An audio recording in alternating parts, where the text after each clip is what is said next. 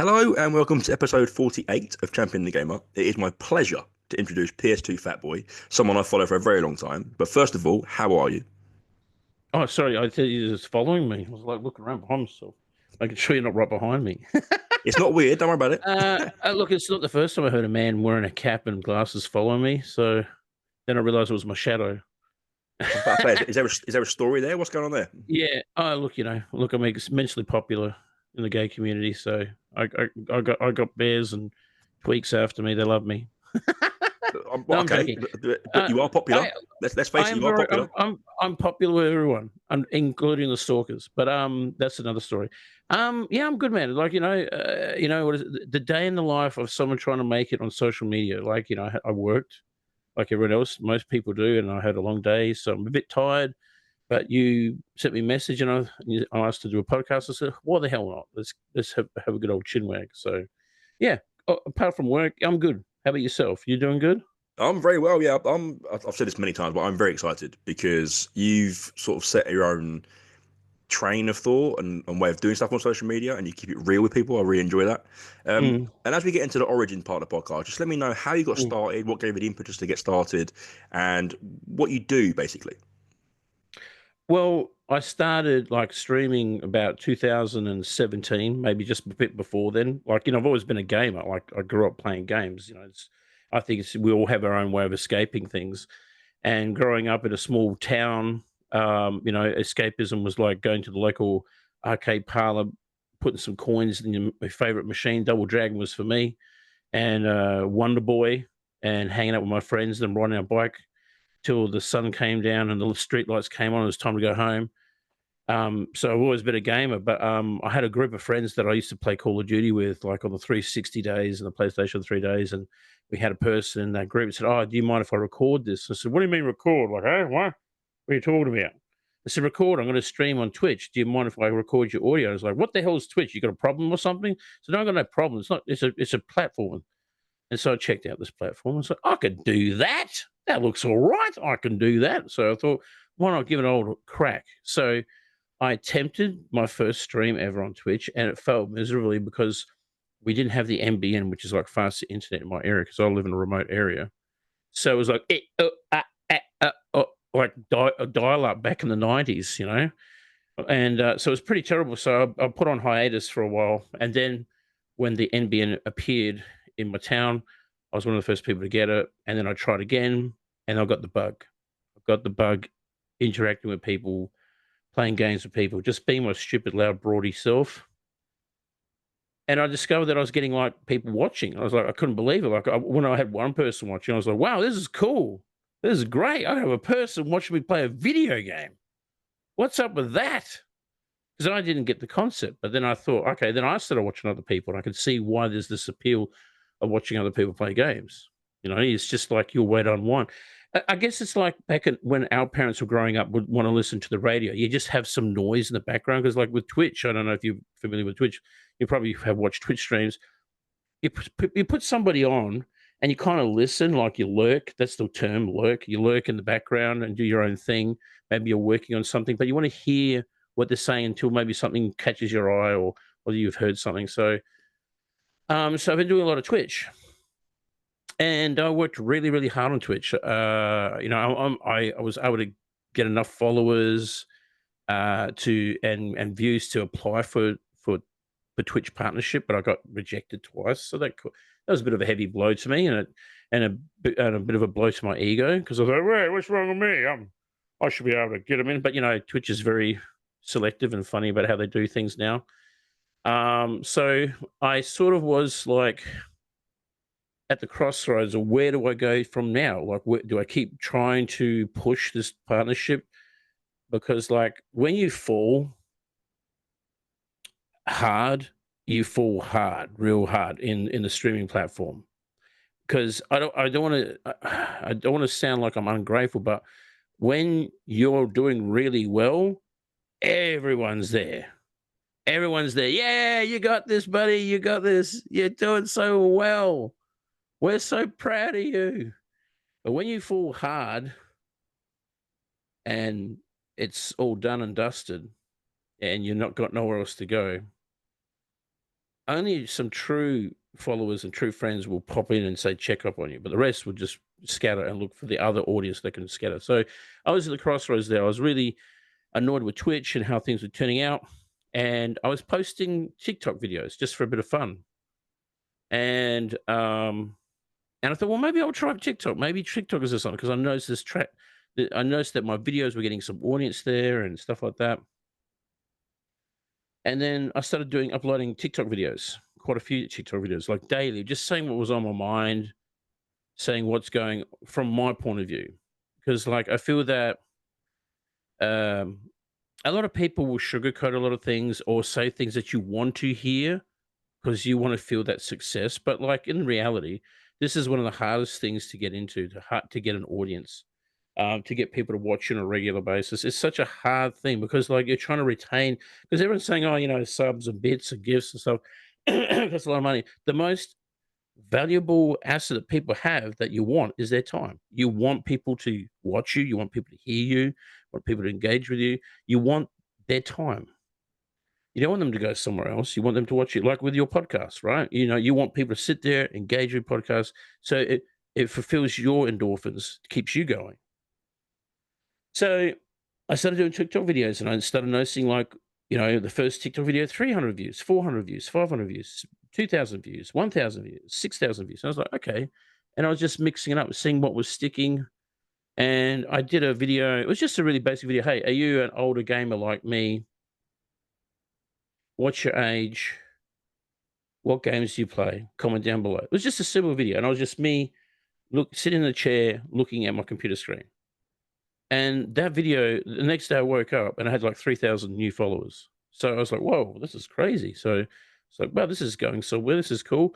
So then I thought, okay, well, maybe I need to stick with this older gamer niche. Like, I'm an older gamer. Maybe people want to look up to me and ask me questions, and maybe they feel the same way. And that's the whole thing. You need to have content that's relatable to people. If people can't relate to you, they're not going to watch you. They're not going to listen to you. So if you got something there that's relatable, like I'm the everyday working man, like, trying to make a living while trying to do something that I'm passionate about. And also I'm a family man. I have 2 full grown adult kids. I've got a missus now, I'm living a normal life while trying to chase my personal dreams of doing this full time. So people can relate to that. So I think that's where people now tend to watch me, because they want to see, will he make it? Will he be an inspiration to me? Or he is an inspiration? Because I do get a lot of DMs from people saying, "Hey, mate, thank you for inspiring me to go back to streaming. Thank you for encouraging me to get back on the bandwagon and try it again." And that's really amazing. Like, when you hear these kind words of people, such supportive words and stuff like that. So it encourages you to keep going. There's been quite a few times I've obviously wanted to give up, but like, you get on the horse, you dust yourself off and get on the horse. And I was going to say that's like, you are an inspiration, frankly. I remember that Oh, video. thanks. I've seen that video you said about, which is how old are you and what do you play and all this different stuff. Yeah, yeah, And that yeah. ability to be authentic and real really brings people in, because you mentioned about, like, the value of time and people watching you. There's Yeah. also a knack and a need for you to be able to have them come back. Like, it's one Oh, thing for yeah. them to come and see you and say, "That's great, lovely," yeah, and then as soon as they go away, they're gone. Mm, That's something you need to try and find a way of bringing them back again. And you have this way of, one, engaging people, and then two, having them come back to you. mm. On top of the whole being real and being you and everything, what do you feel about your content is bringing everyone back? Either it's me ranting on trolls, It or works. just It it wo works. well, I think there's a lot of factors there, because there's obviously a lot of things that people like. I know I do a little bit of comedy, a bit of humor, um, and I think people know that I'm not afraid to say what I feel in the moment. And also they like seeing I think when it comes to the lives as well, like a lot of games that I'll play are games that I've never really played before, or I had a quick experience with and never finished it. And so people want to live that moment again through my reaction. Like, my biggest one was when I did Red Dead Redemption 2. Like, I had played it in the past, but I never finished it because someone came in and ruined the ending for me, and I didn't touch it for 5 years. So I thought, okay, first time playing, and we had like 10 people, 20 people watching. and within a week we had 700 to 1,000 people watching just to see my reaction to this game. Like, and everyone was coming in. My mods were losing their marbles because I thought, people were going to come in and spoil it, which they were. A lot of people were, but the mods were doing such an exceptional job. Um, but yeah, I think people want to see my reaction to playing certain games that they love, and I think also I'm not afraid to speak my mind about what certain games that I like and what certain games I don't like playing, and just my personal opinions. And so it's really nice to see that people will either agree with you on those points, and maybe they disagree with you. That's fine. Everyone has the right to their own opinion, what they want to play and stuff. But I think that I try to keep it as authentic as I can, best as I can. And I think that's what keeps bringing people back. And also the humor, like I said, I try not to keep things down and drab because I feel that we as streamers, we're not just streamers, we are like a support beacon for people out there because there's a lot of people out there who are obviously like you're in the field here right now. There is so many. I didn't expect. Well, I'll get to that part in a minute. But there's some people out there who have a lot of mental issues or have anxiety, depression, and you're their outlet. You're their outlet. Like you're their thing that they need to watch to get through the day sometimes. And I'm not trying to sound like a martyr or anything, but I've had that said to me quite a few times where people say, "Hey, man, when you're going to stream, I've had a shit day. I need a good laugh." So when you hear that sort of stuff, it's amazing, like to hear that support that you get, and so you try to be on streaming and trying to be there for people who need to watch you, and also it's I love doing it. I love engaging with people. I love talking to people. I actually like sometimes when we're talking games. I don't know if you've seen the streams. I will just stop streaming. We'll just have a chat. We'll just have a chin wag. We'll just talk about random things. It could be about movies, games, what's going on in the day, like what was their favorite things to do as kids. It just we just have random moments in our streams, and I think people maybe like doing that as well, just being in that moment. And I'm like I said, my community, which I will call my group of friends, they're so supportive. Like, I have an amazing support group on the Twitch page, which I've just started again. I just started recently going back to Twitch. I've been doing multi-streaming now. So I'm streaming on Twitch and YouTube and TikTok, shameless plug. And so that's been really good. I'm really enjoying that going back to Twitch now. I mean, I've got to learn a lot of new things, but it's good. It's great. So it's really nice to see some old familiar faces on Twitch and also the current group of people that I have who are supporting me on TikTok. And So there's a it's few been really things good. to sorry to cut you off there. There's a few Yeah. things to Yeah, you're right. unpack there. Which first thing I think about, you say your qualities of bringing people back and about being real and Mm, everything. But I think one thing I'd add to mm, that is you're not afraid to be mm. vulnerable either, which adds to the authenticity. Like I Oh, remember a yeah. video you did recently, which was you openly said like I'm struggling to have motivation today, and that in itself Oh, yeah. makes you feel like you're a real person to people, and that that I gives you the I man, connection, I doesn't it? battle yeah, I battle a lot of demons, man. I battle a lot of demons. Like, I was crying about my mum on one video.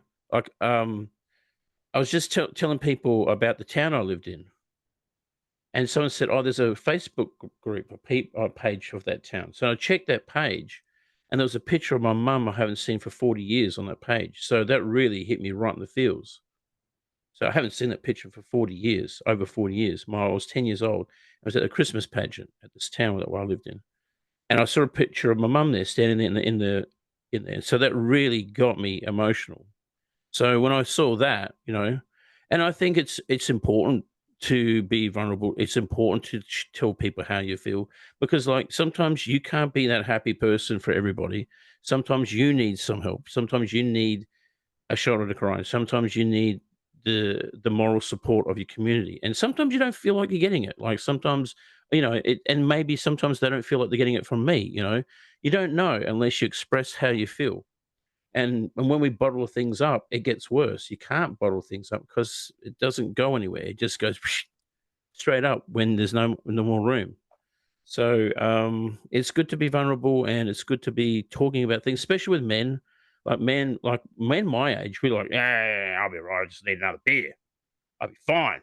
go and watch the cricket or some shit. But we got to express how we feel nowadays, and I think now has been the most amazing time to talk about our feelings. You know, it's great to be doing that sort of stuff, and especially through streaming platforms. I've been very open about how I feel about a lot of things, um, and it's good. But also, I feel that using humor in a way too helps a lot of things as well. I like to use humor. As you may or may not know, I do stupid voices. People absolutely love that stuff, and you know, that's just something we do. We mess around, and people enjoy it. And if I could put a smile on someone's face that day who are having a real shit day, it's great. Especially when a new person comes in. That's my endorphins is when a new person comes in the first time and sees me and says, "What, dude? Where you been? Like, I need more of you," sort of thing. It's a real kick. So it's like you make a new person a new follower. So that's really fantastic. And of course the regulars, but then the regulars say, "Ah, geez, he's just doing his old shtick."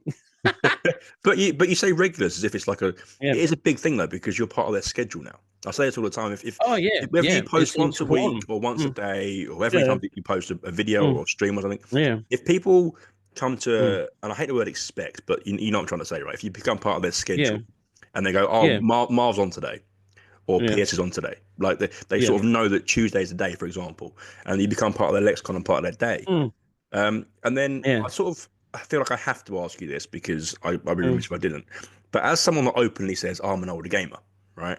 And you know, yeah, you become part of this social media world and you mhm, stream and all that kind of different jazz. You say you run your own Discord and everything.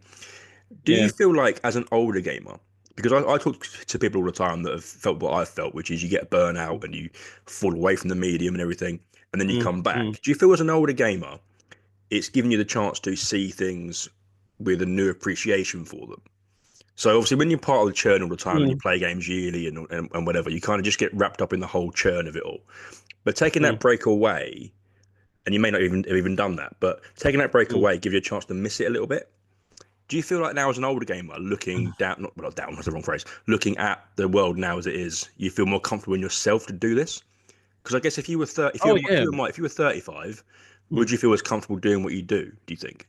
Or is it because I you're slightly probably older, you're more comfy? I I think probably if I was 30, I probably wouldn't have been streaming. I probably would have felt like people would have laughed at me. There would have been that self-conscious thing about me. But right now, as I say, as I get older, the less fucks I give.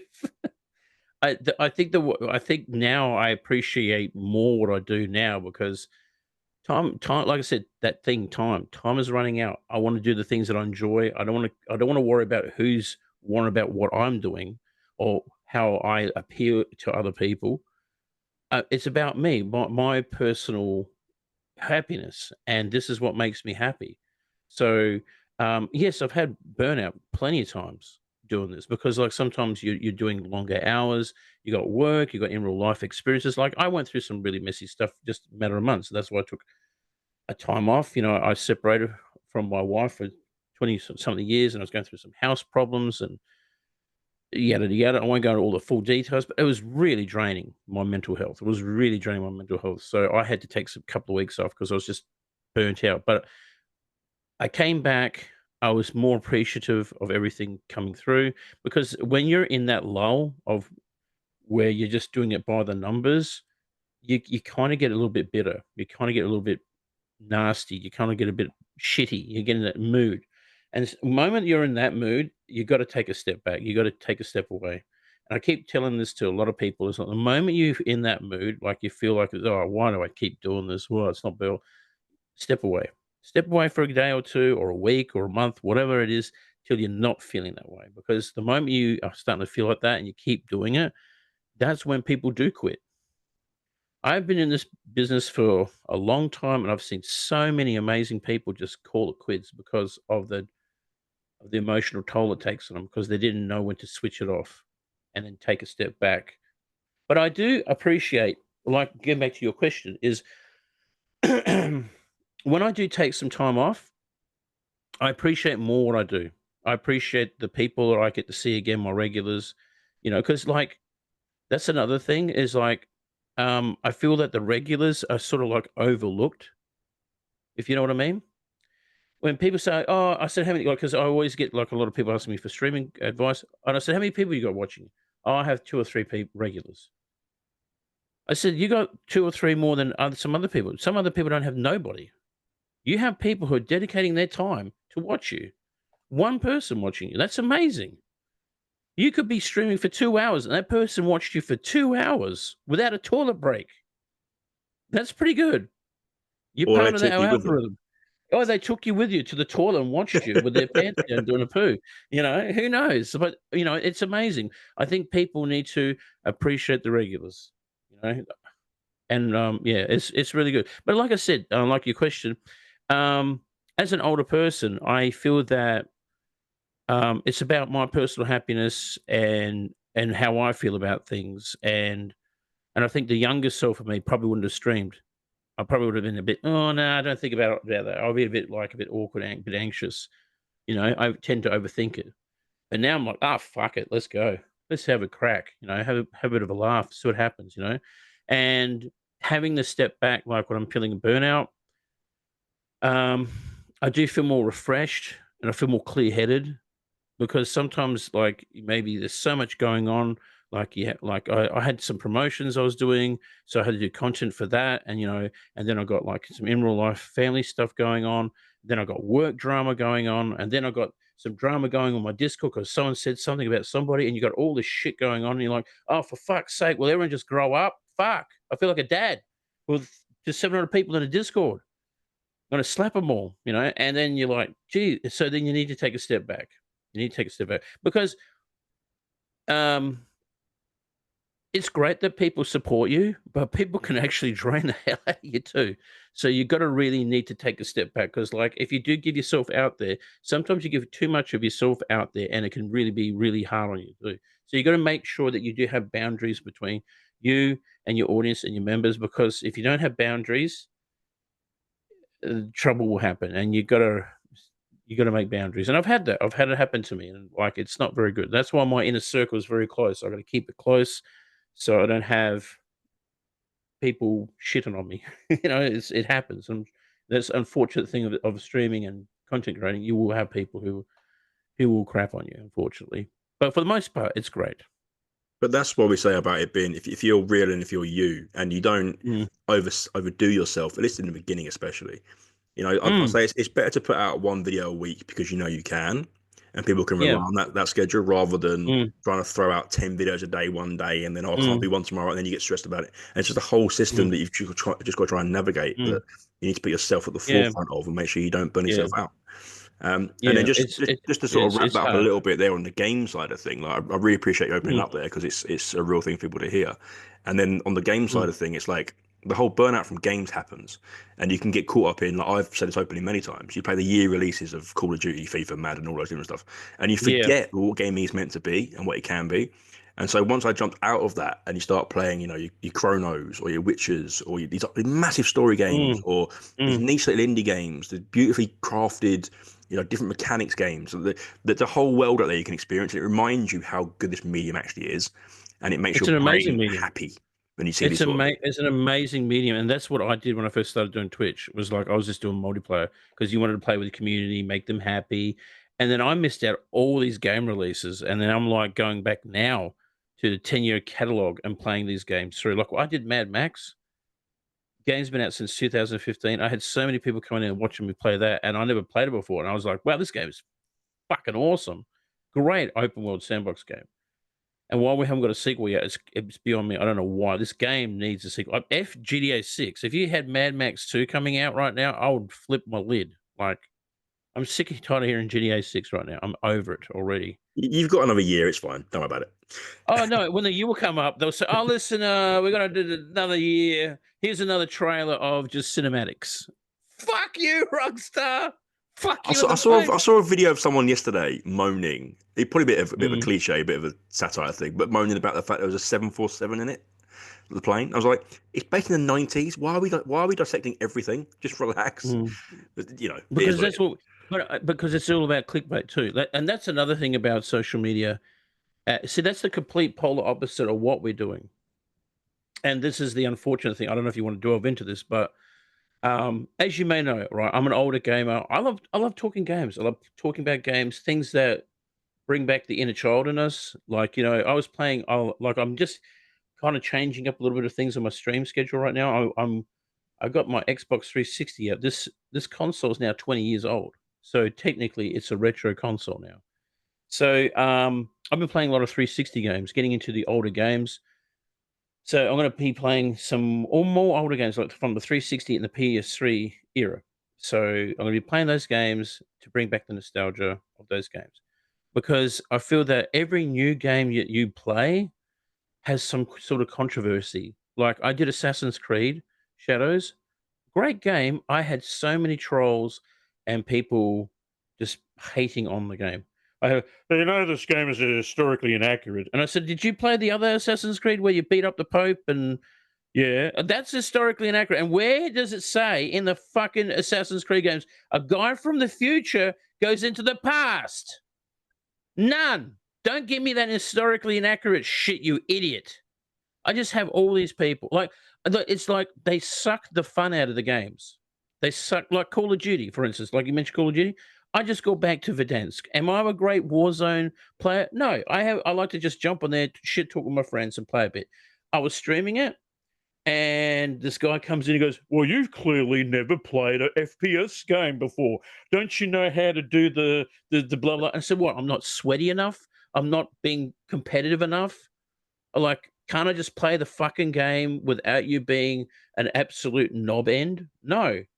And I said, well, you obviously never touched a woman before, so we're both good. All right. So it's like, you got to deal with these. Now, I think that's another polar opposite of the gaming industry right now. Is there's a lot of people who just want to suck the fun out of everything, or like you said, analyze every intricate little thing about something to nitpick about it, because there's this thing now where, I'd rather shit talk something than say anything positive about something because it'll attract more viewers and more people.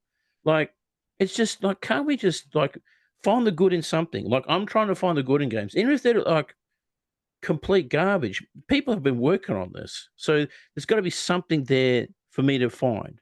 So I've been that person. I've been a negative person about games. Oh, this game is effing trash. But then you think about all the people who've been working on this game. They were probably pushed by the publishers and deadlines, and then they had no choice but to push it out. And now they're going to patch the shit out in this Apple night, and still have people like who don't know anything about the gaming industry go, "Oh, this game is crap," you know. So we've got to deal with that.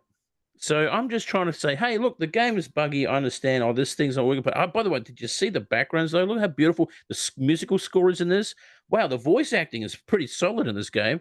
By the way, I love the cutscenes. They're really, really solid. There is beauty in anything that you look at. And I know that gaming now is like a new art form that we all want to appreciate. But my God, people nitpick the shit out of it. They need a good slap. They need a good slap. I'm gonna build off this energy, by the way, because I love it, and I'm completely with you about everyone nitpicking everything. There's a need for everyone to jump on stuff. When actually, if you think about games from the PS2 era, for example, or any time, it was like it built character in you and the game. You enjoyed the fact that it wasn't perfect.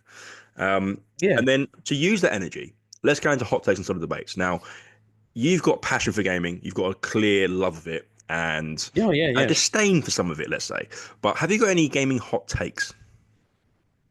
Gaming hot takes, like an example. Could you give me an example? Okay, so obviously it's a hot take is an unpopular opinion, right? So something that goes against the grain, something that you think, people may not masses agree with.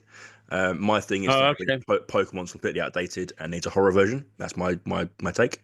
I never got into Pokemon. Okay, well, I can tell you this one thing right now. I know everyone hates on Ubisoft right now. I've been working with them. I've become a Ubisoft partner creator, and I think, but by all means, Ubisoft are actually pretty good. And for my reason, how many companies do you know out there that make multiple open world games? Like you got the Assassin's Creed series, you got Far Cry, you got Ghost Recon series.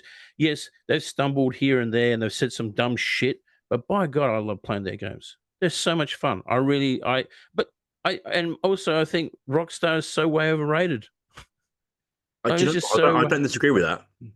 I think Rockstar is so way overrated, and I think they treat their fan base shittier than Ubisoft, because like we just got it's taken them 15 years to release Red Dead Redemption. 15 years. It came out on console. They begged and pleaded. And even when we got on a PS4 and the Xbox One, it wasn't a great upscale and no newer features. And they've also dropped the ball with the online community in Red Dead Redemption 2. They hardly update it anymore. And also they haven't even got a console upgrade. Like the people who got Xbox Series X and S and PS5, there's no console upgrades on the visuals. And if they do, they probably expect us to buy that. Whereas Ubisoft are doing 60 FPS upgrades for all their old games. They did it with Assassin's Creed. They recently did with Far Cry 4, all free. So there you go. And you're probably going to get people, well, he's bought out by Ubisoft. They paid him like a truckload of money to say that. I get paid nothing. I get like preview codes every now and then if I request one, and I don't guarantee not to get one all the time. So that's my payment. So if you want to, I'm putting my own personal integrity here on the line. I think Ubisoft's better than Rockstar. Well, if you Wait, could put that the strong integrity you have into asking them to hurry up and get a new Splinter Cell out, I'd be grateful. Yeah. Well, I heard there's rumors that they're apparently remaking the original. First one. So I hope Yeah. and there's also talks of a new Ghost Recon, which I'm really excited for. I love the Ghost Recon series and Splinter Cell. Like Michael Ironside doing that voice acting, solid, so good. Love I it. mean, that was okay. Let's jump onto that as another hot take for mine. Eric Johnson, I think his name's Eric, the guy that did the Blacklist game instead of Michael Ironside, got so much hate, and actually he's really good. I And thought he was good. yeah, Because I people did get Blacklist. so attached to characters they just forget that there's voice actors involved that actually care about it. Same thing when Solid Snake's voice actor changed. Everyone lost their fucking mind. Like, there's like, you can't do that. It's like taking away my firstborn child and chucking it into a volcano. Like, people get so. I understand the passion. But sometimes you just need to fucking relax and just see where they're going with this. Games don't get enough. I had a conversation with Chesterfield, but you don't get like enough patience now, do you? As a mass thing, Zero patience. and Zero it patience. kills things off before they even get a chance to live. Well, you know me, like I don't want to see games die off. Look how many games are dying off now. Are being shut down and closed. Like Marvel Multiverse just now getting shut down. I don't even play those sort of games, but you weep. You think, oh my god, all those people now lost their jobs. People worked on that game for like 2+ years. I actually know someone who works over there, and like they busted their ass doing 15, 20+ hours working on that game to be shut down because people aren't playing it. And obviously, people behind the money makers are just not helping their dev team out, but it's still a kick in the balls. And I'm too connected to. I don't like necessarily Metal Gear Solid as a franchise a ton. That's not really my thing, right? But I'm a bit connected to Keith Sutherland because of the 24 connection. So I do understand that hatred. Is there anything from Ubisoft then, since you've got a connection with them, that you're excited for? You haven't got really anything, but have you got any finger on the pulses of what's coming out soon or what they might try next?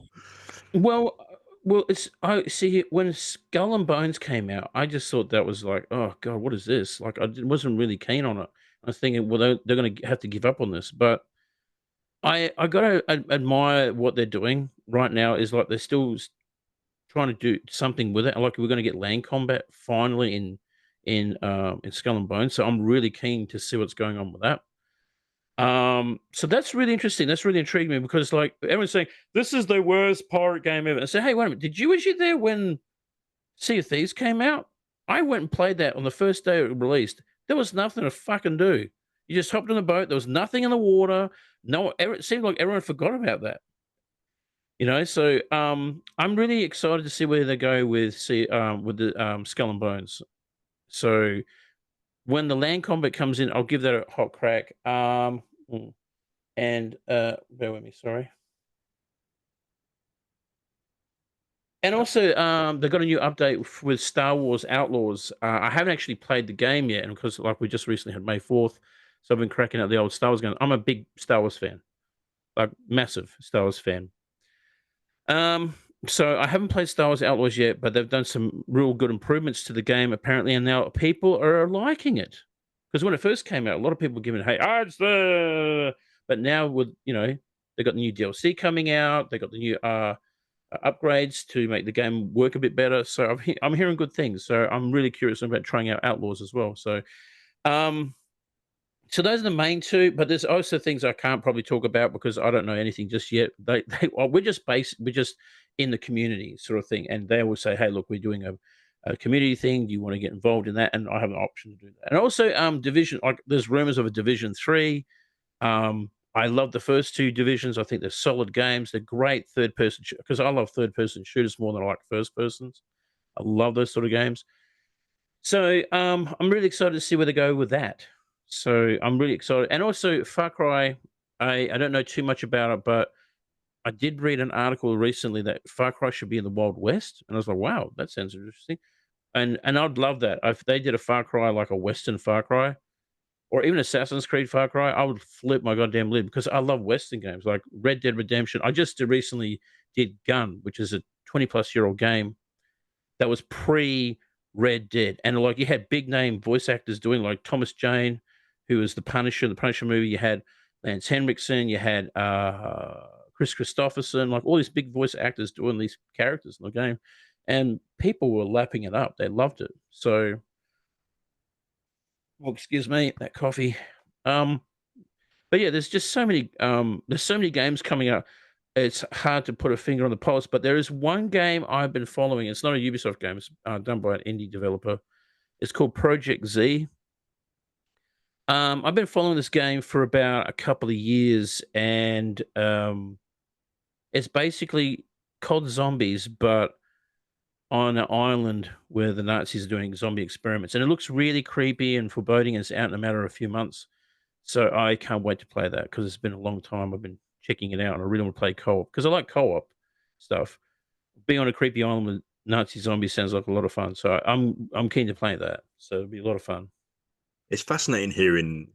I'm not saying you're inside, but it's fascinating Mhm. hearing that sort of inside take on things because there's a lot of stuff that the common fan of games doesn't understand or appreciate or see. Mm, And mm, that, as someone that has got slightly older, I'm understanding a bit mm. more now is just give them a bit more of a chance.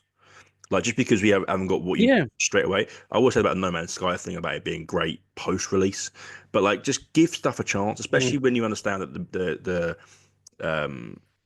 the industry is such a fast paced, breakneck It speed of things that people can't keep up with the developers and everything. you can't keep up with anything anymore. Like, look at the movie industry, for example, right? When I was growing up, right, this is the trailer. Return of the Jedi next year. That was the trailer. Now you got trailers that show you the first part of the movie, the second part of the movie, and the final act. The whole So part of it is I so the annoying. whole yeah, you watch a 3-minute trailer and you know the whole premises of the whole film, and it can ruin a movie. Like sometimes they show too much and they ruin the whole movie. So I'm scared to watch movie trailers. And then people have this huge expectation when they see a game trailer. Like there's no gameplay yet. They sing an alpha version because it's in fine print. Oh my god, this game looks amazing! And then the game, will go through changes and maybe different structures and like well, the comeback kid was well, obviously Cyberpunk, right? When Project CD took that game, right? When the game first came out, everyone's going, "This is the biggest garbage I've ever played. This is trash," and people doing memes about it. But now, today, everyone praises it.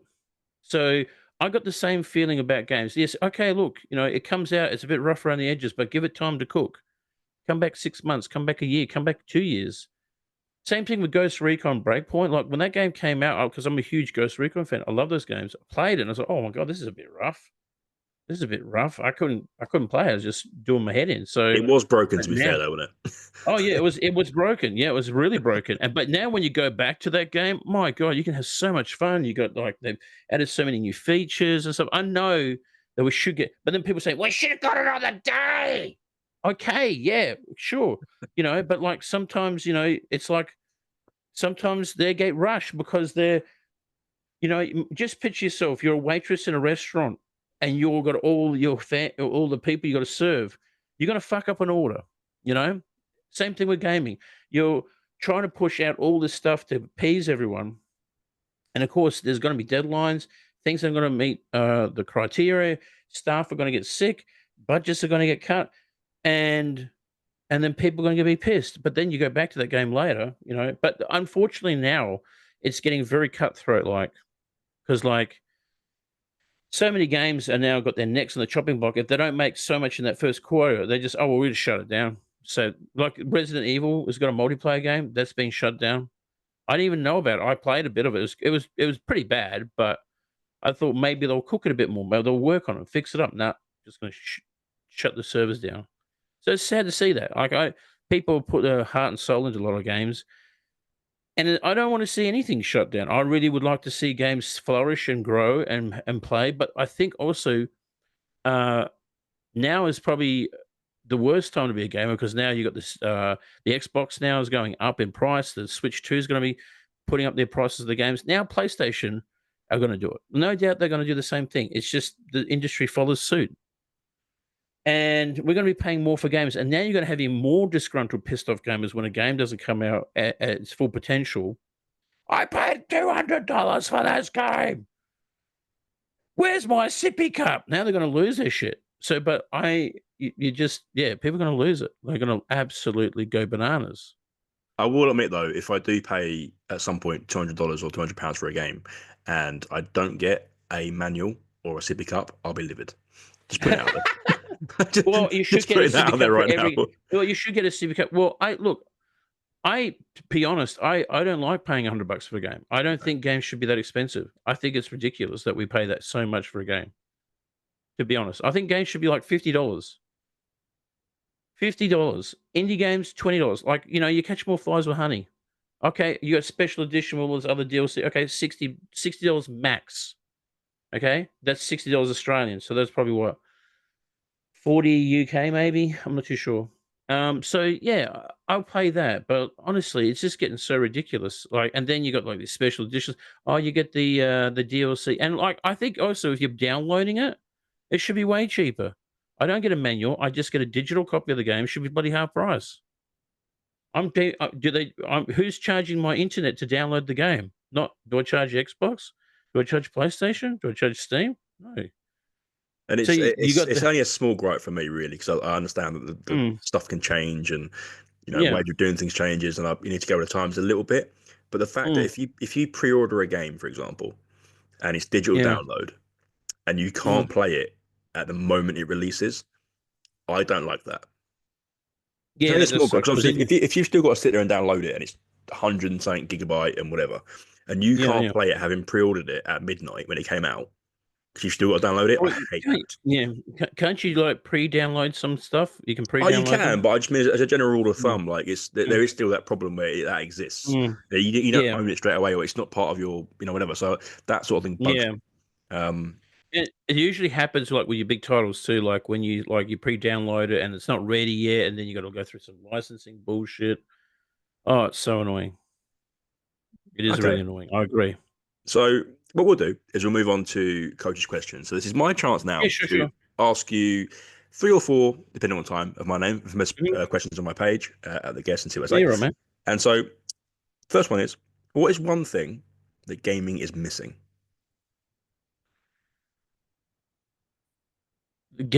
Gaming is today. Yeah. So what is one thing right now that gaming is missing? Can be anything. I think it's missing its childhood, the inner child in everybody. Like that is the missing thing right there. Remember when we were kids, we got excited playing any game. It doesn't matter what game it was. It could be the most crappiest game. We would get so excited to play it. But now we're so that inner child in a lot of people is gone. It's so gone, which is a real shame. And I think that's why nostalgic. That's why like a lot of remake games are being so popular because new things aren't really bringing that inner child back to anybody because of monetization, season passes, all this sort of stuff, and really drab, really low stories. Like you look at Zelda and Donkey Kong, they're very simplistic characters, very simple stories, but they're childlike, and we love that. We it's like a fantasy. It's escapism. I think that's the problem that we're missing as well. Escapism, where you feel like you go to another world and just shut all your problems and worries away and just focus on this amazing story, this amazing landscape, and just enjoy it. That's missing. That's what we're missing as gamers, and I think that's the problem. We're wanting that back, but we're not getting it from the current games that are coming out, I don't feel. because And everything has got a I don't think we circular. allow it either. I think our brains Yeah. are hardwired to, because I don't Oh really yeah. play online games anymore. I just don't do it. Yeah. I play the Yeah. occasional one, don't get me wrong, but I don't really play online that Mm, much. mm, And stepping away from online play has really reignited my reason for gaming, frankly, because it's given me the yeah. whole you can escape, you can be away. I Mm. can sit there You and put my can. Yeah. phone down and not touch it for 2 hours if I Yeah. have to, if I have the time after work. Yeah. But like Yeah. it's something that's missing in terms of the hype and the ability to miss is missing. Because I've always said about Yeah. the playground argument. You used to go to school, you talk about if a game that you heard about with your friends, or your friends would say, "Have you heard about so and so game?" But there was nothing Mm. online about it. Because obviously it wasn't online then.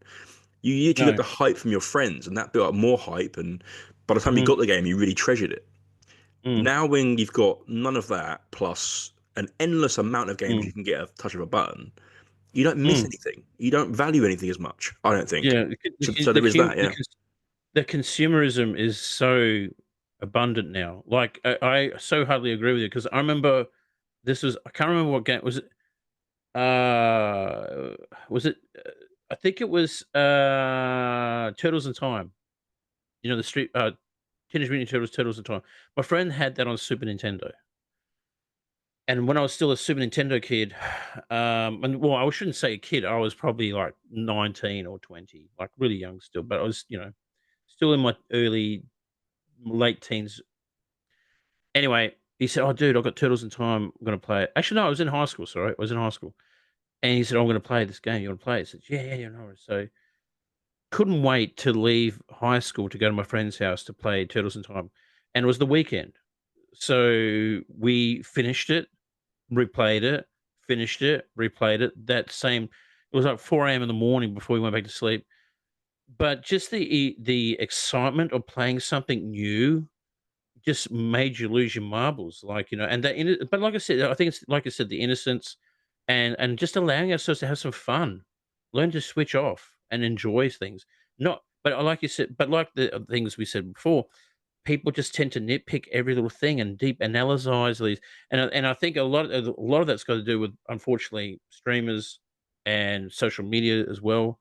Is people are trying to create content out of nothing, try to create arguments out of nothing, and like you said before about the GTA trailer, sort of nitpicking about the plane, people will find things to nitpick to create an argument to, it's just unfortunate that people we seem to get more views and reaction out of the negatives instead of the positives, which is a real shame. That's the real shame there right now, and yeah. Okay. So, all right. So who is a video game protagonist that you cannot stand? Protagonist. Hmm.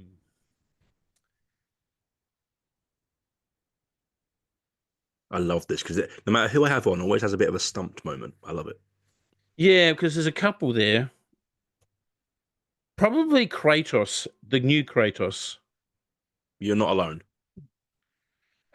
Because I loved Kratos, but now he's a dad. You know what I mean? Like, I feel that they've got the Last of Us franchise and just, "Hey, that worked for Last of Us. Let's do Kratos and the kid and see how that goes." And I'm gonna get a lot of hate from it, but I love Kratos, the old Kratos, where he's like, I just kill everybody in this village. I don't give a fuck who they are. Oh, you're a god. Fuck you. Gonna hack you to pieces. Oh, it's Medusa staring at me. You can't turn me to stone, woman. My heart is already made out of stone. Boom, chop your head off. You know, that was Kratos to me. I loved Kratos in PS2.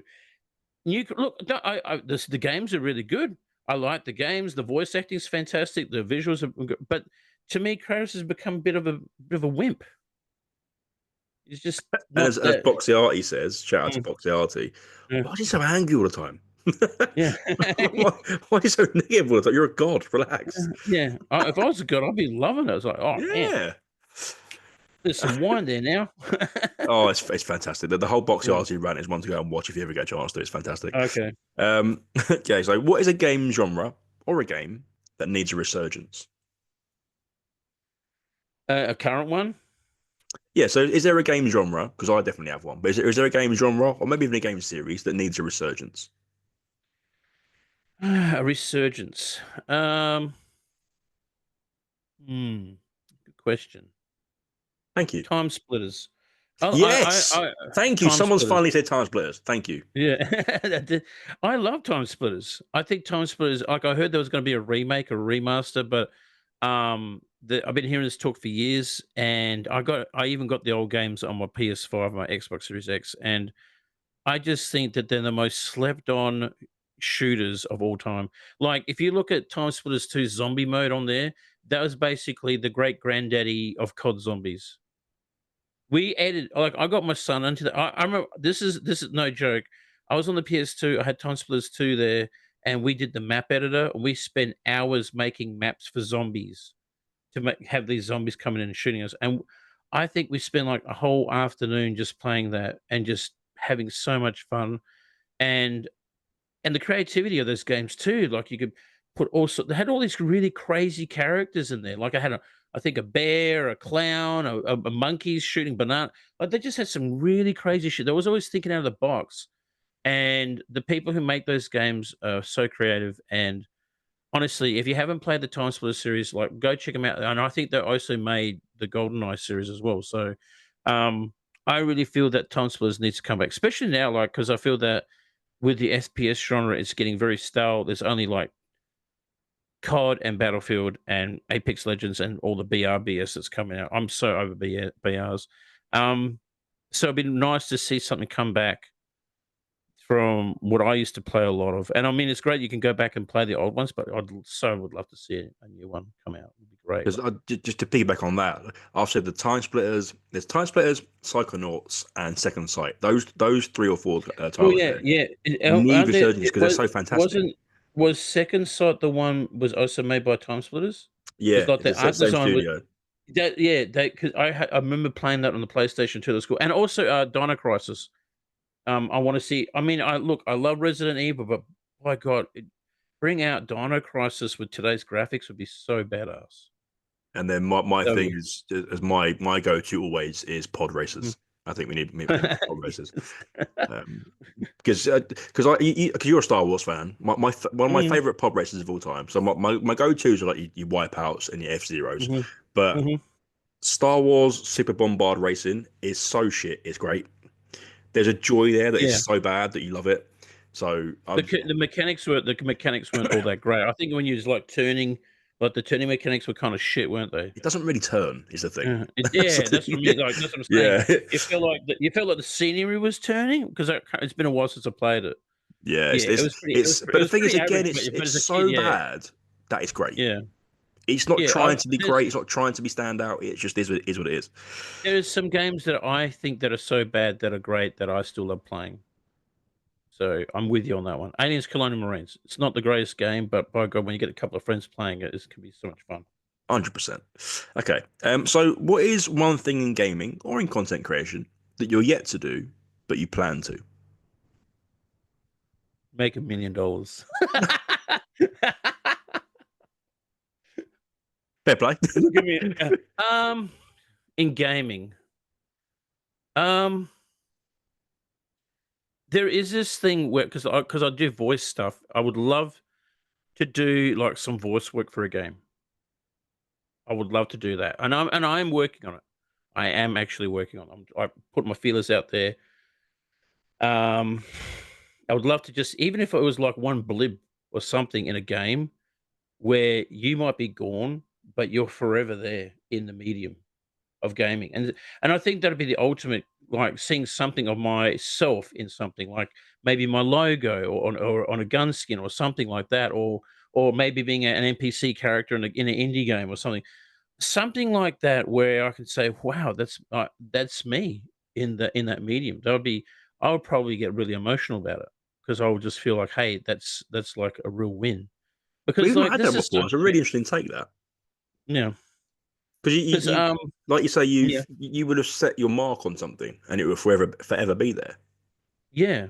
If they think about even if the game got shut down, there'll be, like, YouTube videos about it, there'll be images about it, someone's probably gonna emulate it, and you'll be there in that medium forever. It's like when actors pass away or musicians, when they pass away, yes, they're gone, but their music, their movies are there forever.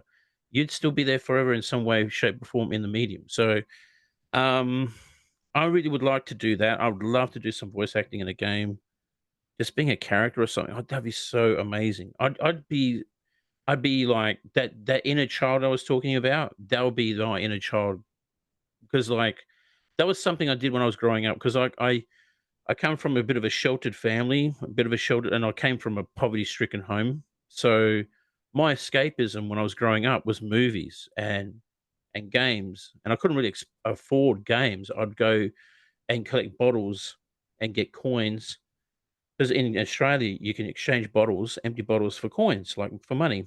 And so we'd get money and I'd play the arcade machines, pinball machines. My friend had an Atari. I'd go to his house, play the Atari. So that was my escapism. So that was something I would do to get out of my real world, which wasn't like great, and play games and go watch movies and do that sort of stuff. But I think being in that kind of medium would be amazing. Like just hearing your voice, or maybe there's a character of you, maybe a representation of you, maybe your logo, your game logo, like, PS2 Fatboy represent. you know, Can you buy um, that? hey, Can you you buy know that? that? You can buy that, yes. Yeah. Yeah, actually, but this is changing. This is changing. I'm actually getting brand new merch, and it's going to be representing the older gamers. So, like, I got like older gamers.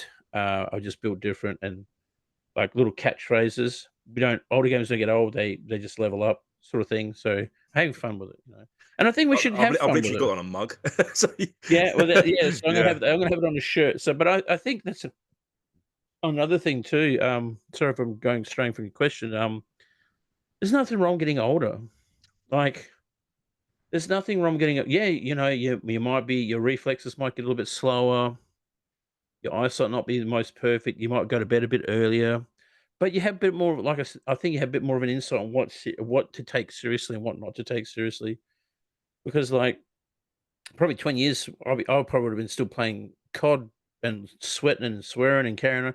Like now, when I play COD, like I mean, I still have a bit of a competitive edge when I got to play, but I just, for the most time, like shit talking, having a bit of fun, and trying to make people around me feel like they don't have to be so competitive and just drop their guard down and have fun.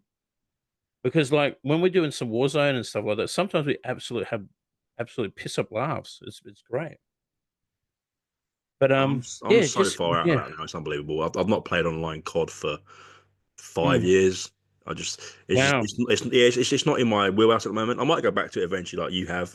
It is hard. It You know, is hard to do because like I understand that some people think that's the only game they know, and I think that term "cod rot" is a very strong term, and it's a very correct term because like when you play nothing but the same game over and over again, it could be COD, it could be Fortnite. It just every other game just feels not the same because it's your reflexes, your eyesight. You want that endorphin of winning all the time. You can't relax because you're on edge. You want to win all the time. You want to get the competitive edge. Like we did custom games on Call of Duty, and I said, "Oh, so what weapons are we allowed to use and what setups and what loadouts?" I said, default loadouts," and they went, "What? Default loadout shotgun? Why? Why default loadouts?" Oh, they couldn't comprehend about just using a default shotgun. I said, "I'll make the rules. Just have fun with it." Oh, but I need to use my. I said, "Why do you need to use it? What is there a $50,000 reward or something? Or we're doing like esports? Like, just fucking relax, bro. Jesus." And they just can't relax, especially the young people. All right, I'm not having a dig at the young people, but you guys need to relax.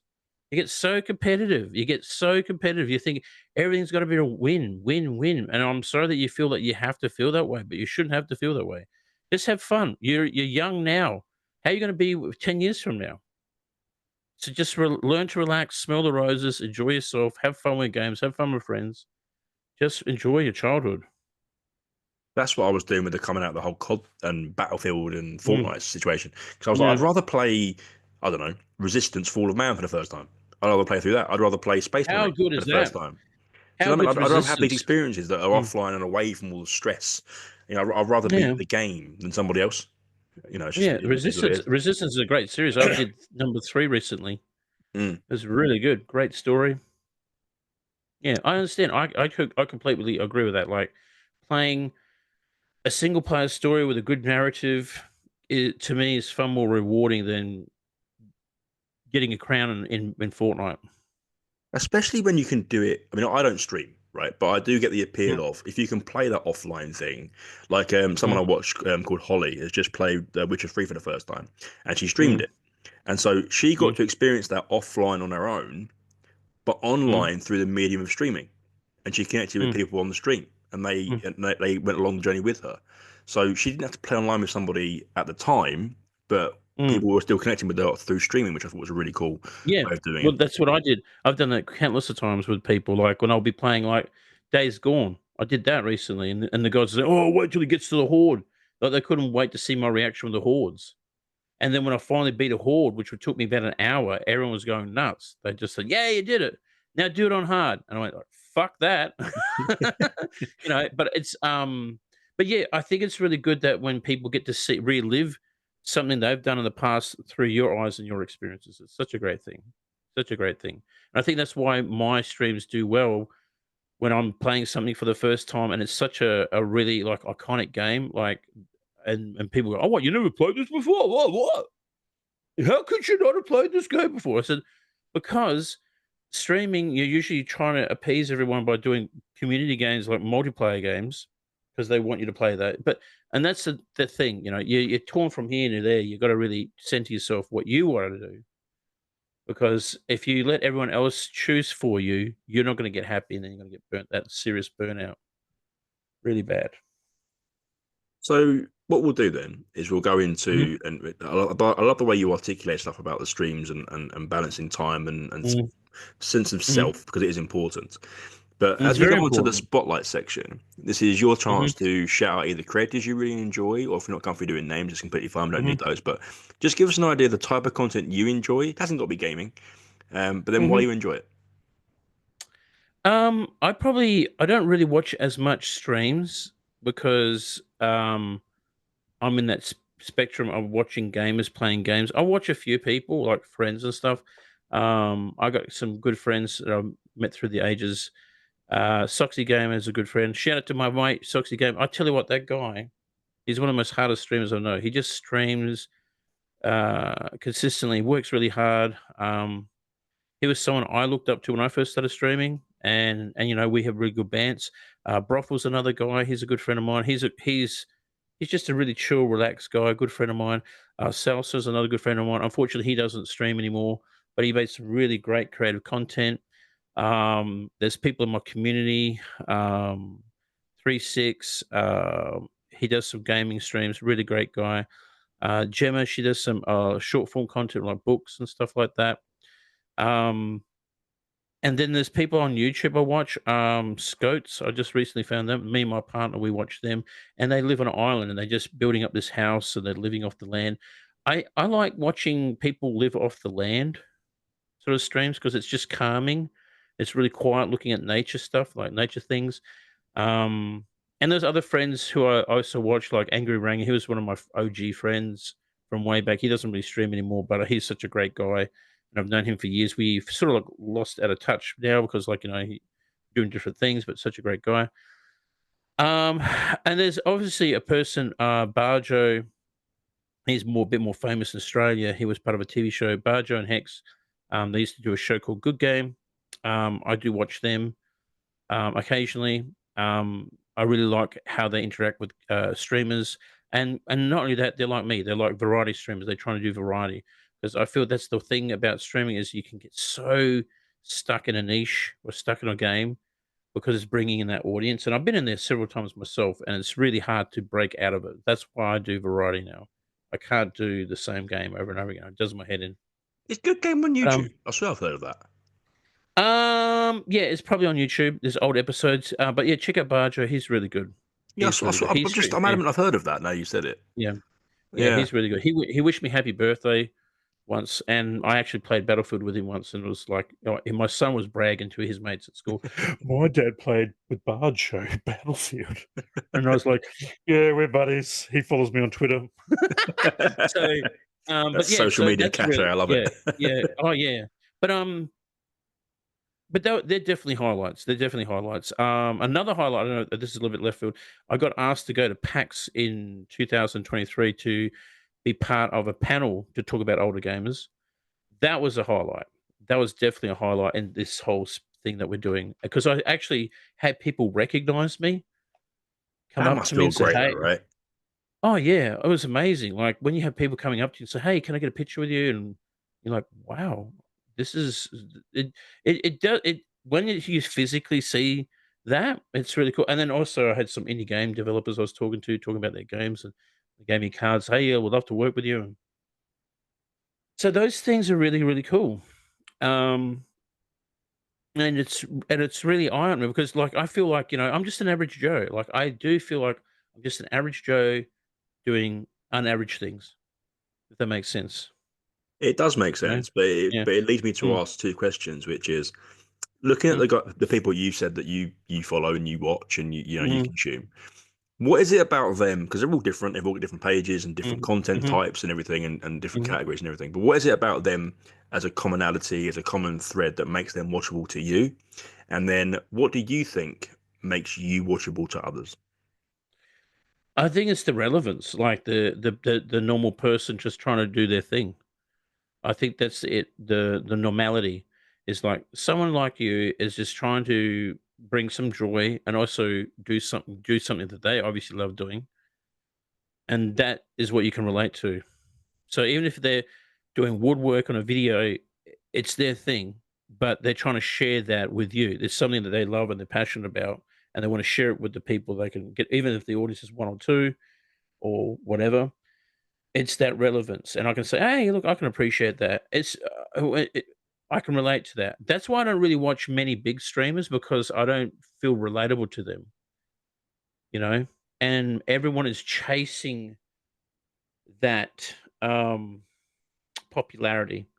Because, like, when you're on Twitch, um, if you're a big streamer, you're doing really well, you got 1,000 people watching you. A lot of those people who are watching you are obviously people who are watching you. I don't know. It just Twitch, and not only that, Twitch and Kick. I was on Kick briefly as well.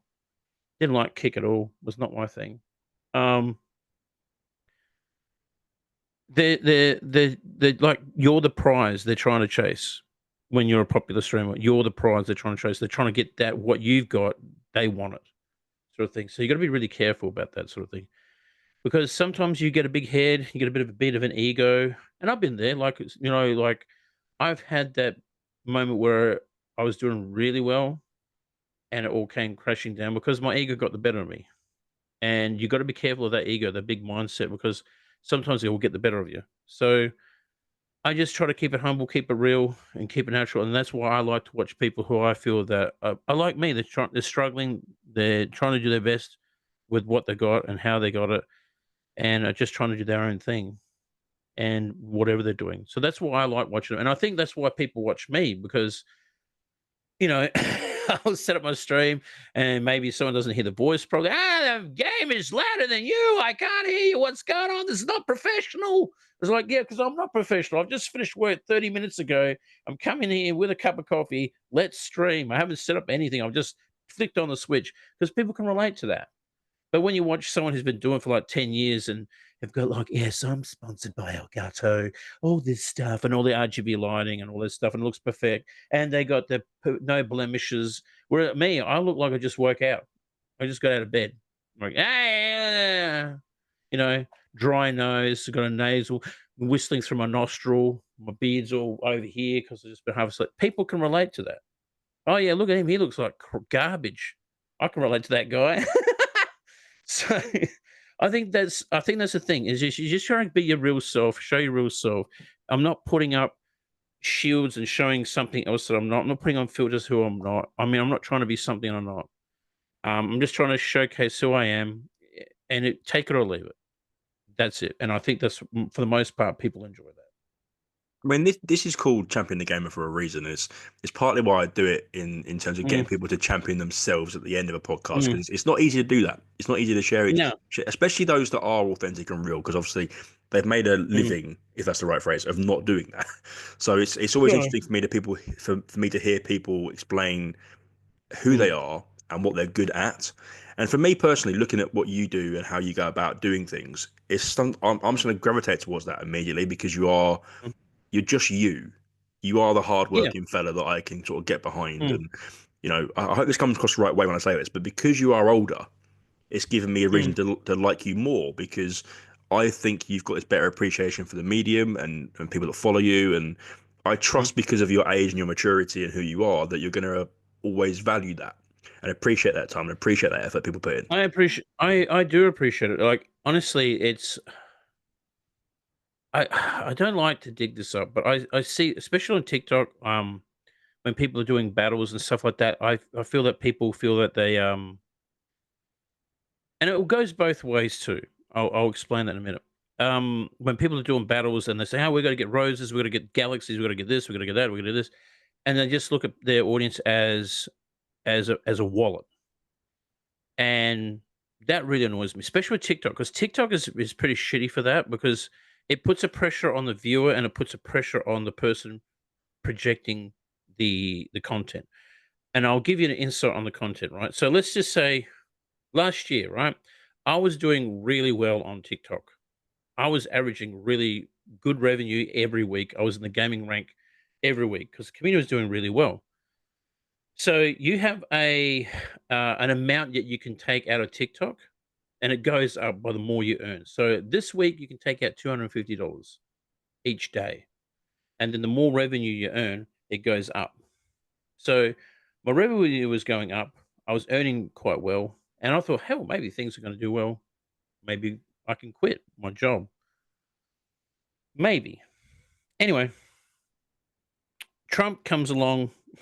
We're going to we're going to ban TikTok. Okay, we're going to ban it for a day. Okay, and the whole thing got banned, and it just changed everything. Everyone in America, who because I have a big audience in America, like I have a big American audience, so all the Americans go, I don't know about this TikTok. China owns TikTok. I don't like this business. So then you got this whole polar opposite stuff. So the people who were spending big in my channel are now not spending. So my earnings had dropped. I couldn't take out 250 a day. It dropped down to 150. And so when it drops dramatically. And so I haven't been in the gaming rank as often as since then. So the Lord giveth and the Lord taketh away. So TikTok puts a lot of pressure on content creators to earn more so they can take out more when they can.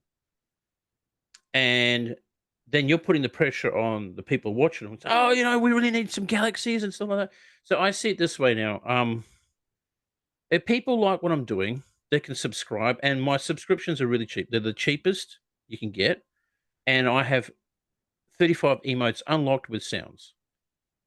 So that's 35 emotes that people can play with. They have audio with them, and I'm thinking that's good value for money. I don't have tiers. I have tiers, but I don't give a shit if people want to use them or not. I do what you like, sort of thing. And if people gift me one rose, I say thank you. If people give me a galaxy, I say thank you. But I'm hoping they gift me for the right reasons because they like the content, not because they're going to get something out of me. Because I do get people saying, "Hey, if I gift you this, will you shave your beard? Or if I gift you this, would you do a backflip?" Like I'm not a monkey. Like I'm hoping that you like the content enough to fund it to keep it going. But that's the unfortunate side of it. But look, it is the game. But for the most part, people come in there, they watch me, they think, "Oh god, this guy's funny and hilarious. Well, I love watching him play this game. I'll donate or drop some gifts or sub." And that's for the most part been great, and especially for the regulars. Like the regulars come in there day in, day out, been so supportive. Just amazing people. And even if they can't afford it, they will like and share the stream, and that's just as important too, because like they're sharing it with their friends and family members. So but there's a lot of people there who are just not grateful enough and just want more and more and more. So I'm happy with whatever happens. If I'll have a great stream one night, and I think for the most part, most streams have been really good. So I want to follow that with a question because from my point of view, mm, okay, let's ask you first, right? So, in terms of social media and navigating, making it into a money thing or something you can mm, monetize and using mm-hmm, all these different apps now and always everything to do mm-hmm, with social media. Have yeah. you stayed with social media throughout, or did you sort of that whole dad joke come back to social media late and like what's this and have to sort of find your way through it again? Mm, Because the reason I ask that is because I feel like I strike this really good balance for myself, which is I don't bother with a lot of different stuff because it's too much. Mhm. There's too much of a kiddie vibe with it, and it's immature, and I can't be bothered with it all. But because of that, I'm just on the edge, just on the outsides. So I jump in when I want to, and jump back out when I want Mhm. to. I don't feel like I'm in the churn of it and the horridness of it. Excuse me. Were you with social media the whole way through, so you know what you were doing by this point, and how to monetize it and how to Um, get the most out of it? Or um, have uh, you let's say you had a blackout for 10 years and come back again? Did you do that sort of thing, or how did you no, do no, that? no, no, not really. I've since I started streaming on Twitch, I've always tried to monetize it because it's something I want to do full time, and you can't do it full time for nothing. Like when someone says to you, "Oh, do you do this full time?" I said, "No, I still got a job because you haven't subscribed yet." You know what I mean? That's the thing, because people say, like, it's funny. I'll get people coming and say, "Oh, why aren't you doing this full time?" It's because motherfucker, you haven't paid shit yet. I mean, I can't. Oh, I made $7 yesterday. I think it's about time I just got that gold Rolex from work and call it quits. It's not happening. The moment I earn the same amount, if not more, from what I'm earning at work, and I feel comfortable and secure to do it, then I'll do it. But I also solely can't. Well, see, there's another thing we haven't gotten into is sponsorships, which I've gotten in the past. Um, you can't just rely on your audience every day to gift and sub to you. You have to find other outlets of revenue, which I've been looking and doing and networking day in, day out. And this is why I'm tired and grouchy sometimes because, like, you've been on Discord meetings and you're DMing companies on Twitter and maybe you're sending emails because I get a ton of emails. I get a ton of emails. Hey, we'd love to do a collab with you. Do you want to do this? And then you look through all these emails. Is this a brand you want to promote? How much are they paying? What do they want from you? How many images they want from you? How long are the videos for? Are they going to pay up front? When you because sometimes because I can tell you this right now, companies will take a lot away from you and give you not much back. So you really got to make sure you know your worth when you're dealing with a company. Do not give too much. Give enough, but make sure it's good. But sometimes it's good to do freebies because sometimes a freebie here and there, they'll remember you from last time that you helped them out, and they might be working on a bigger project and approach you first. So, I mean, it's always good to network and do those things as well. So, I've been doing a lot of.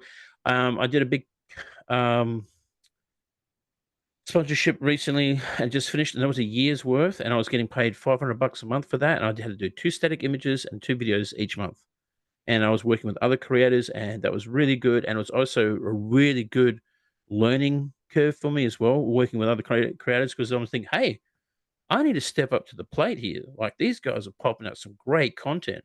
So that's good. I don't find jealousy in that. I find creativity in that. Because there's a lot of jealousy going on in there as well. You go, no, I just see, well, they're really creative. They're doing something. So I need to lift my game up. So that was a really good learn. And not only that, made some good friends out of it as well. So, but like I said, it's very important to also be honest with your community. I tell my community this day in, day out, like say, hey, I'd love to do this full time, but that's up to you. I say that all the time.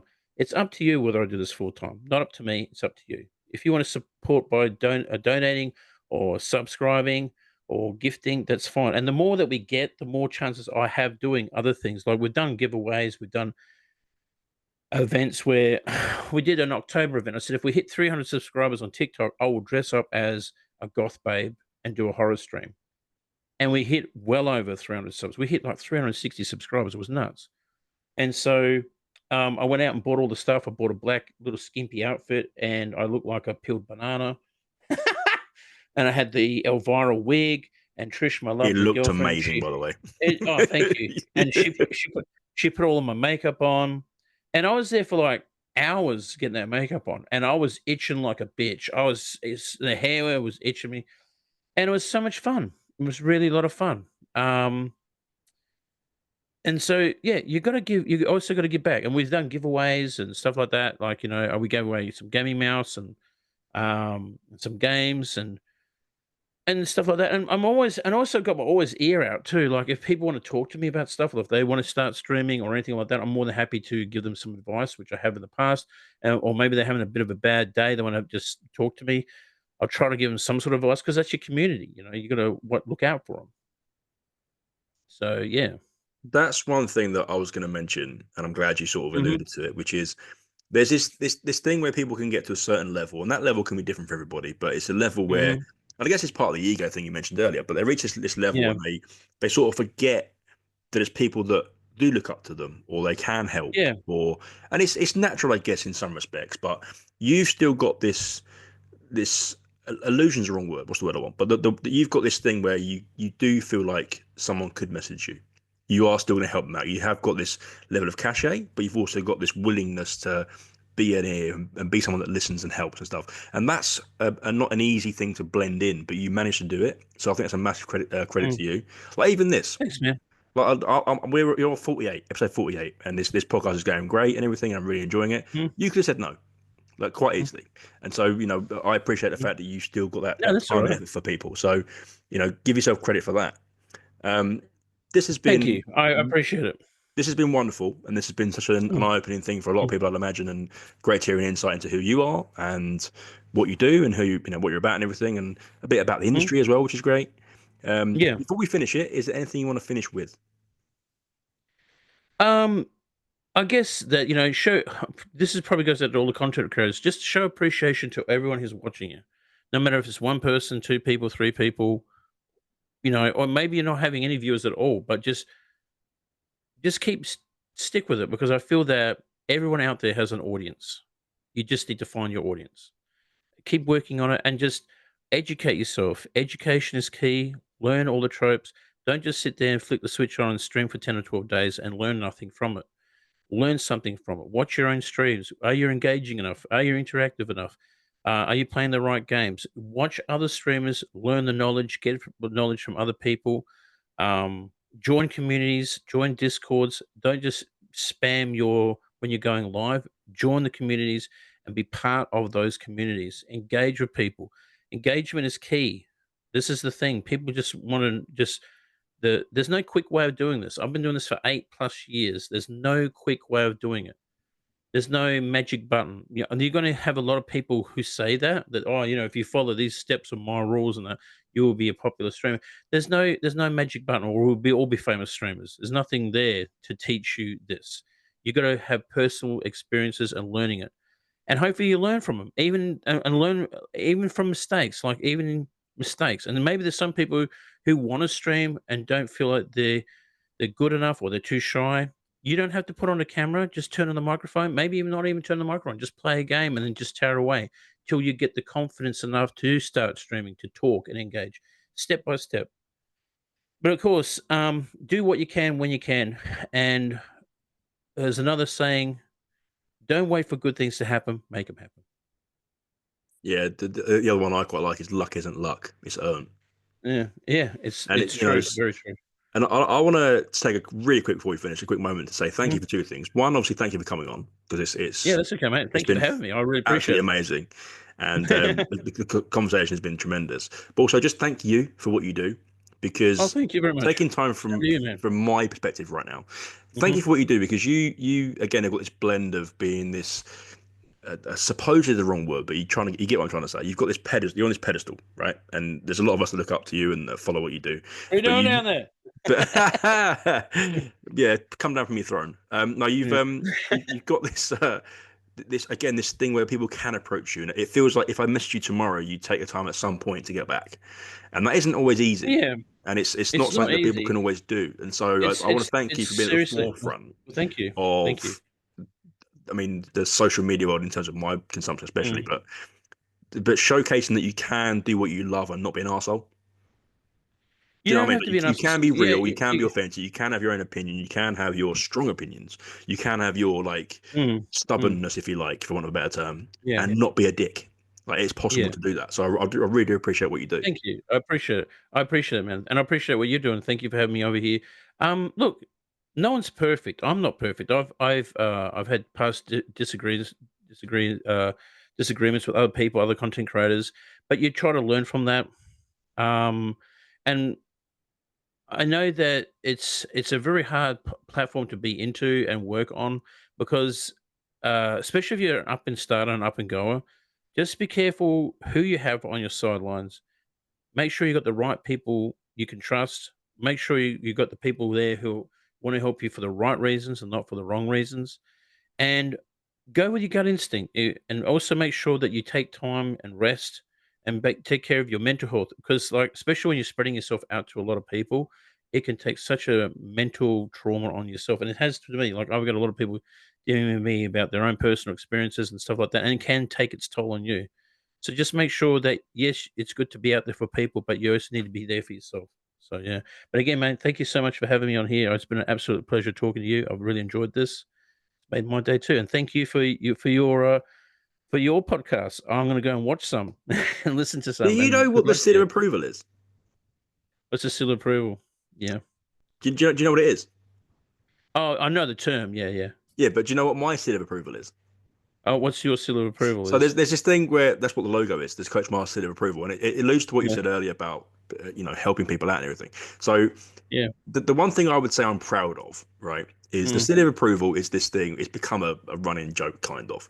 But you yeah, get you yeah. get all these pages that share X amount of page. Mm, Go and follow so and so. Da da da da. All these shout out videos, yeah, right? yeah, yeah. And I do a Yeah, similar yeah. thing in that I do shout out videos. I do shout out Mhm, bits and bobs, but I only ever do ones that I earnestly do follow and earnestly do like. I'm mm, never saying you mhm, have to go and follow them. I'm saying mm, I like this person. You mhm. might too. No Yeah, pressure. And because of yeah. that, it's become this meme and this thing where if you've got Mm, the Coach Mars seal of approval, i.e., you're in the video, mhm. people can trust that it's a nice person or a good person to go and look at. And Oh, that's okay. Yeah, yeah. that's really sat with me because I'm like, I feel proud of that because I'm That's not really just putting good. a list out of, do you know what I mean? And so it Yeah, kind of goes back to what you're saying earlier about, you need to just find people that you think are positive, that you know are positive, that are going to be good for you, but don't yeah, overdo it. Don't try and stretch too far and find someone that's going to be negative and stuff like that. yeah. So, I'm sort of proud of that. Yeah. No, that's cool. That's really cool. Because like I said, I've had a lot of amazing people who support me and still do to this day.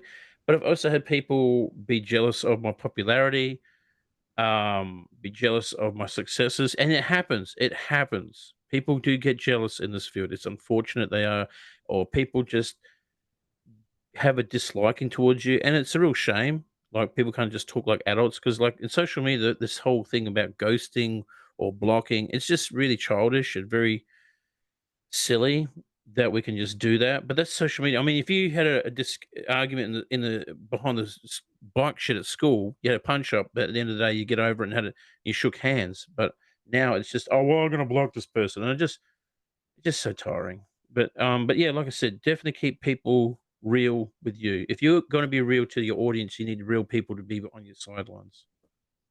And that's another stance that I really appreciate you for. Um, Yeah. Again, we'll end it here. I want to thank you so much for being All on. right, mate. Thank This has you. been episode 48, and I'll catch everybody. 48. I know, right? You weren't 50. I do apologise, but I'll catch you. Not a day over 31. It's, Thanks, mate. I'll catch everyone No on the next worries. one. Thanks, mate. Take it easy.